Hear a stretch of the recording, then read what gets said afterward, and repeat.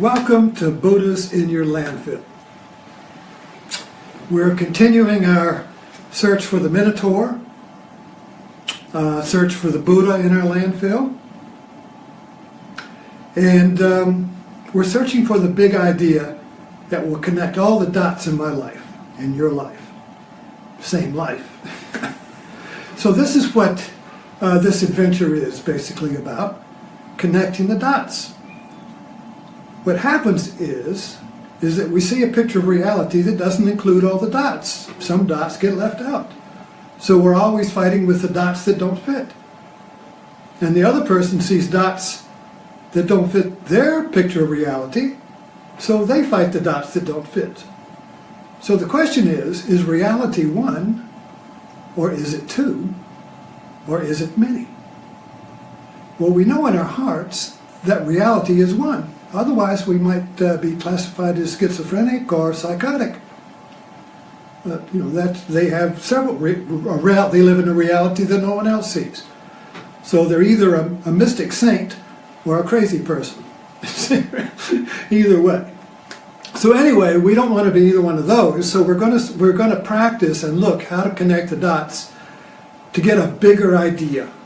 Now, I used to have a friend named Charlie Mauser. He's passed a number of years ago, and he used to come over here, and I would have an idea about a project or something, and it would be about the size of a coffee cup. And he would sit down and start asking questions, and my coffee cup began to tremble, like in Jurassic Park. Thump, thump, thump. Something was coming, and my coffee cup trembled, you see, and it was the coming of a bigger idea.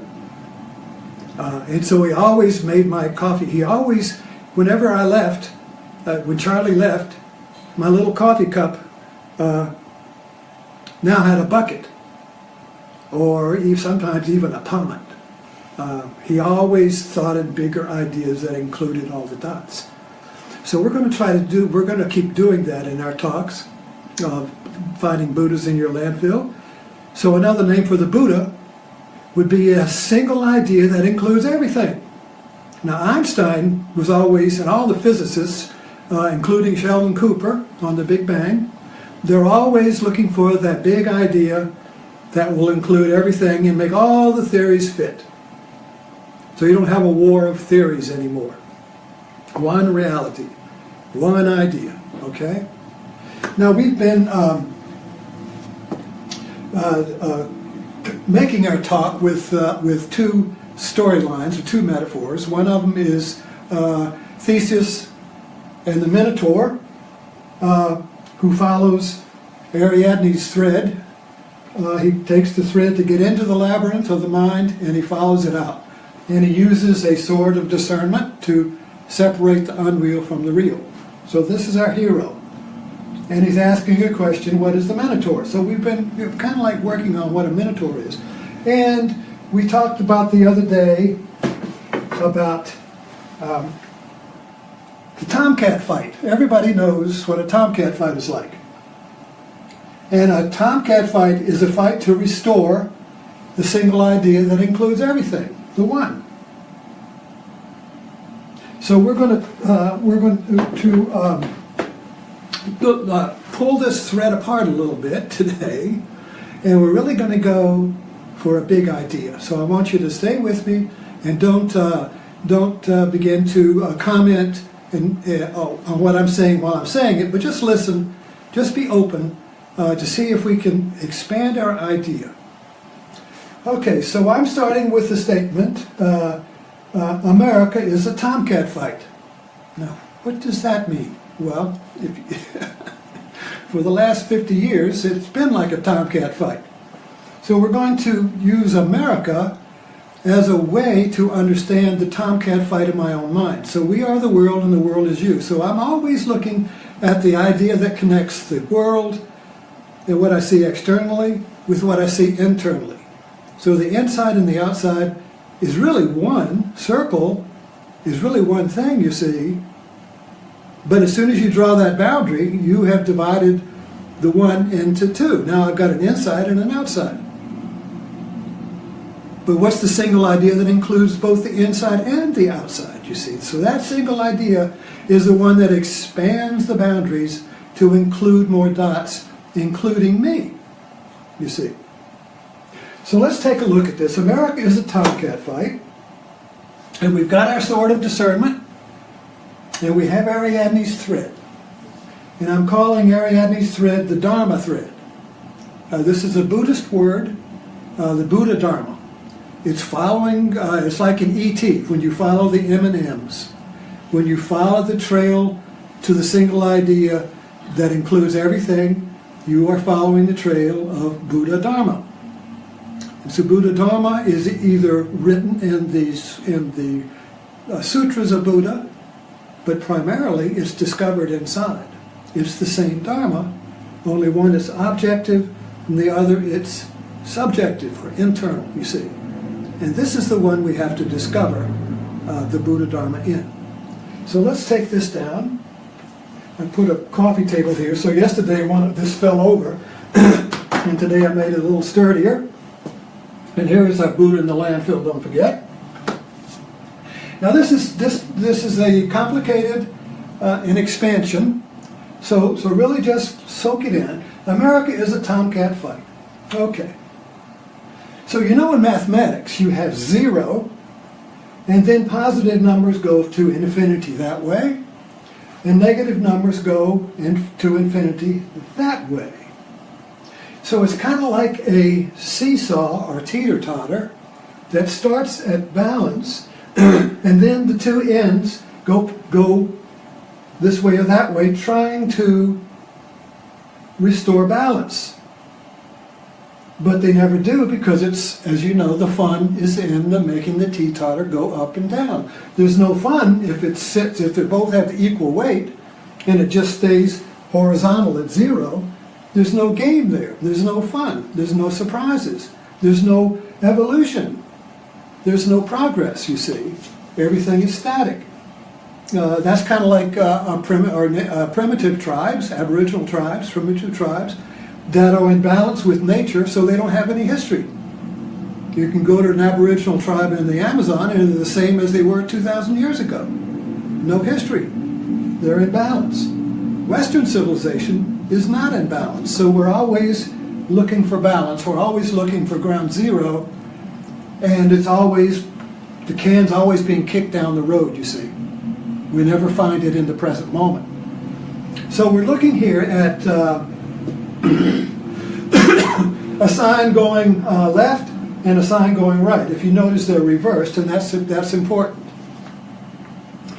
Both left and right, and we can say now in politics, the left and the right, okay, the two sides of the teeter-totter are looking for the one single idea that has no second.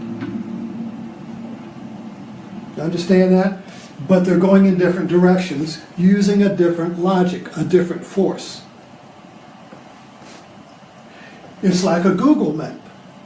If you start at 0, which is like here in Blackstone, and I start zooming out on the map, I zoom out to Virginia, I zoom out to the United States, I zoom out to the Western Hemisphere, and now we can even zoom out to Earth. And then we can keep zooming in the in the telescopes, and now we're zooming out into the galaxy, and we're zooming out into the whole cosmos and the billions and billions of galaxies. You see, we keep zooming out forever. What are we looking for? We're looking for the one that has no second. Then if we go the other way, you see, we have a microscope. And now we start zooming in. So now I zoom in from Blackstone at 0. I start zooming into my house, and then I zoom into me, and then I zoom into my body, and then I zoom into, we do this on TV all the time, and then I keep zooming in. Now I'm a blood cell, and then I'm in the blood cell. What am I looking for? I'm looking for the one without a second. You see, so both sides are looking for the one without a second, but they're going using a different method. One method, the zooming out method, uses inclusion. So when I zoom out to find the one, I'm including all the dots, and I keep discovering more dots, and I include them. So I'm kind of like Pac-Man, expanding my idea through including more and more dots. So it's through inclusion of the many. Boom. This, you'll notice, is metaphorically or symbolically the left way, which is including minorities, including labor, including this, including that. You see, it's an objective path to keep including more and more into the one. Now on the right, now let me get straight. I'm not being political here and saying one's better than the other. Okay, so don't start. Wait a minute. What do you mean? You know, just hold it right there. I'm describing two valid paths to the one. They're both necessary, but the problem is we separate them into a tomcat fight. You see, not understanding that we need both ways. So let's look at the right way. To the one without a second. So we keep zooming in. So this is through exclusion. If you taught in theology, it would be the negative path to God. You would say, well, God is not this. And then you come up and say, well, no, God is not that. So you keep excluding God, the not God, until you arrive at the single one idea, or God, that has no second. It's like the search for the atom. Physics used to search for what is the single thing that cannot be divided? Well, the atom was it, but then they divided the atom and discovered a whole new universe. Okay? There's no end to that in the objective world. And the same way with going out. You keep building bigger telescopes, and you keep discovering more galaxies. There's no end. There's no wall, you see. There's no boundary dividing the inside from the outside, in either direction. But we are cursed to search for it. Humanity is cursed or blessed, either way, to search for the one without a second. And in Buddhism, this is the impossible. This is the pathless path. I mean, you have to seek, but you can never find, because it's the seeking, the pain of the seeking, that creates the conditions in which you discover there's nothing to seek. Why is there nothing to seek? We're already at ground zero. Nature, the cosmos, is always at zero. But in the human mind, we're on the teeter-totter, going in one way or the other, searching for ground zero in the future. I see I erased that. Okay, through exclusion. So let's get back to the democratic or the conservative and the liberal metaphor or symbolism in this search for the one. The right, the conservative movement, has always been, my understanding, has always been focused on the freedom of the individual. And free enterprise means, in the conservative, is free business, to be an entrepreneur, to have freedom from regulation, so that my business, which is a personification of me as an individual. For instance, the other night, a fella came over. I sold my old Volkswagen, and he came over, and he was saying, and he had a huge truck. It was Payne Repair, Thomas Payne. This is a free commercial. And he said he was a, but I'm not a banker, okay. All right, or not, Collien. So anyway, he said, while we were talking, he said, I'm really happy since I established my own business. I just love being self-employed. I love having my own business.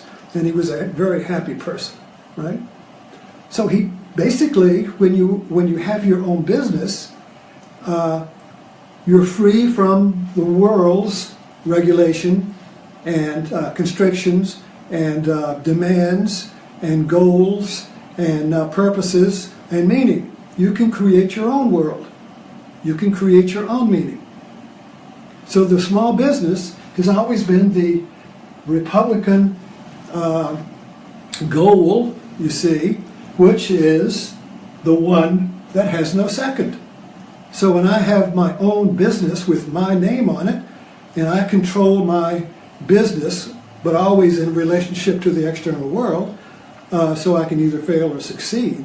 But the idea is that there's no second to me. I'm not dependent upon, I don't have any boss. You see, there's no one second to me. I am the one without a second. So this view of the world is a view of independent monads, you see, which are all symbols of the one without a second. You see, you get that idea?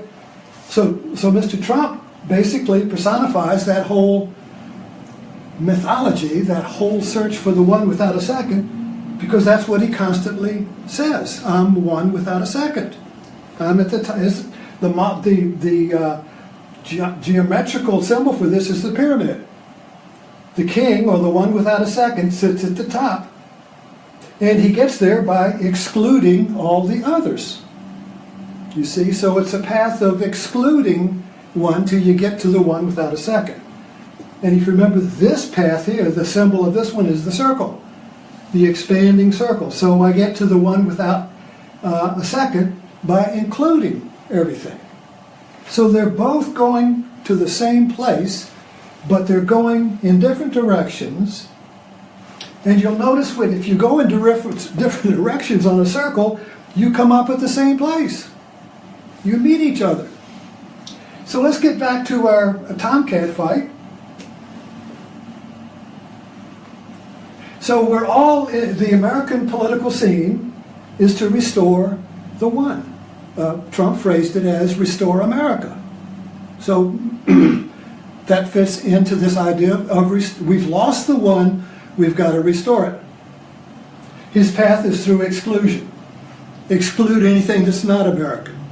Exclude the negative, so we can just be positive.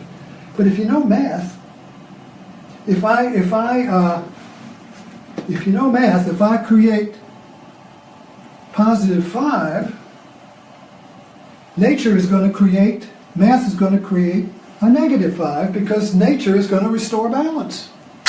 Remember the avatar? So they're out of balance with the sky people and the Navajo. And so the mother comes in, not to pick sides, but to restore balance. So nature is the goddess. Got it? And Mother Nature. Nature is the goddess, and she is going to restore balance because she is the creative force of nature, and nature can't be out of balance. The zebra and the lion are in balance. Even though you may favor one or the other, the whole environment is in balance unless you start messing with it. So the goddess restores balance. So if you add 5 numbers to go in this direction, 5 negative numbers are going to be added automatically in the other direction, but these 5 negative numbers come at you as the world, as the other side, you see? So if I create 5 laws going this way, the negative side is going to create obstacles that block that, but it's going to be perceived by this side as the enemy to restoring number 1. So that's how you create the tomcat fight. Each are striving for the same thing, but they perceive each other as the enemy instead of a complement, you see. So let's move this one step further. I hope you're still with me here. And please, you can comment on this, and we can pull this. We can pull this. Whoops! We can pull this thread out a little more. So let's take this down and see if we can just kind of like sum this up for a minute.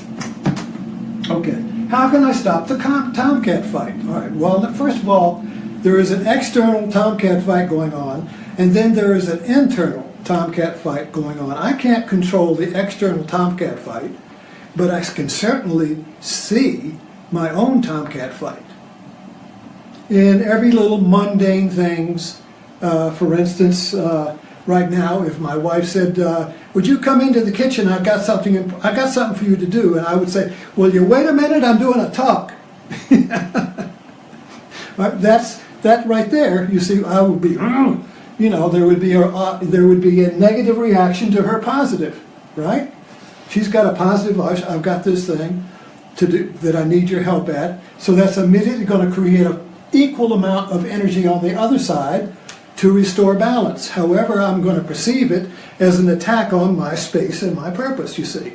So I'll be angry or irritated or whatever, you know. But these are everyday little things in our landfill that we can observe. So how can I stop a tomcat fight? Well, we can stop it by seeing it. The tomcat fight inside, here we go, we're going to flip this a little bit and look a little closer, is basically I as an I, a subject, against an it that is the world. The it could be my wife, the it could be the cat who meows and disturbs the audio, it could be the neighbor who built a fence, it could be anybody on Facebook, anywhere, or in my own mind. It can be a thought, but it's an object to my I. And as soon as I create the I-it relationship, I create a split in the one. Got it? As soon as I create an I and an it that is not me, I create a split, and I have divided the one, and now I'm a tomcat fight. Wow, wow, wow, trying to restore the one that I divided. So the way out is not to eliminate one cat, but to see that a tomcat fight is going on without self-judgment. Oh my God, I'm so stupid. No, not that. You know, just the sort of discernment sees the whole drama from here. You see, because each one of these is me divided. You see, when I split the world into I and it, I divide me into it and I. And now they're going to go like that in order to come back to my ground zero, which is my original face. So seeing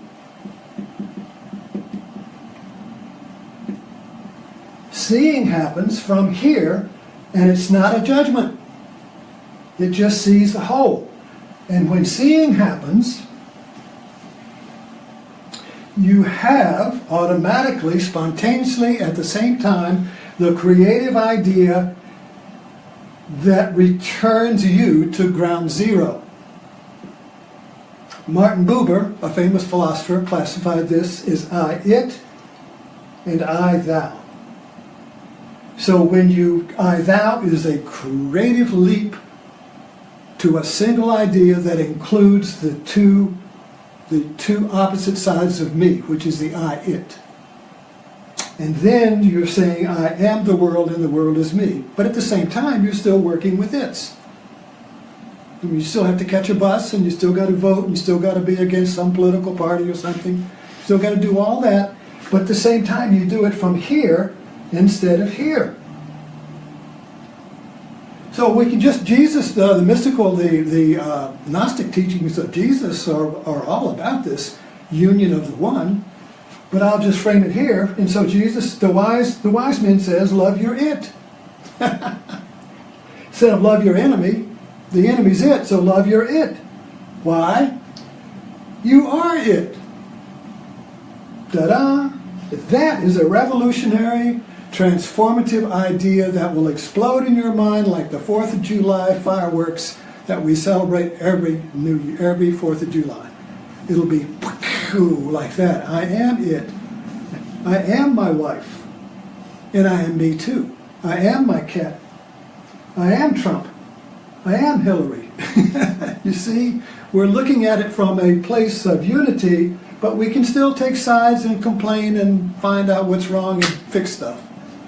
You see? So how can I have a creative idea? Well, tune in. We'll keep kicking this ball of thread down the road like a cat loves to play with it. We're going to play with this thing, and we're going to unravel it, and we're going to discover Buddhas in our landfill. Okay? So tune into my website, To Kill a Minotaur, and write some comments. And oh, one more thing.